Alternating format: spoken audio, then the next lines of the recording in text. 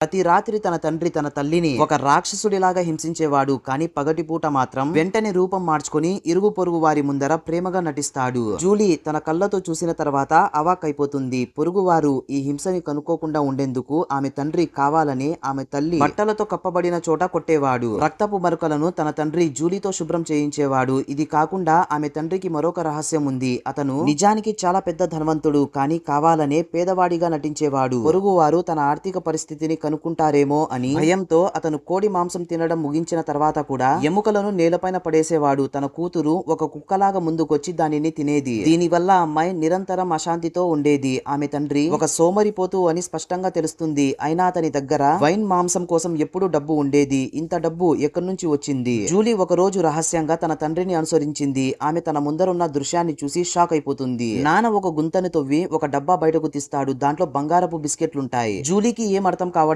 లేదు. మా నాన్న కట్టెలు కొట్టి అమ్మినా కూడా ఇన్ని డబ్బులు రావు. అయితే ఇతని దగ్గర ఇన్ని గోల్డెన్ బిస్కెట్స్ ఎక్కడి నుంచి వచ్చాయి? నాన్న అక్కడి నుంచి వెళ్లిపోయిన తర్వాత జూలీ ఆ ప్రదేశానికి వెళ్లి బంగారపు బిస్కెట్లున్న బాక్స్ ని బయటకు తీస్తుంది. జూలీ ఇలా అనుకుంటుంది, బంగారపు బిస్కెట్ల సహాయంతో నేను మా అమ్మ ఇక్కడి నుంచి పారిపోవచ్చని, మా నాన్నతో ఎటువంటి సమస్య ఉండదని. నెక్స్ట్ పార్ట్ కోసం ఒక లైక్ వేసుకోండి.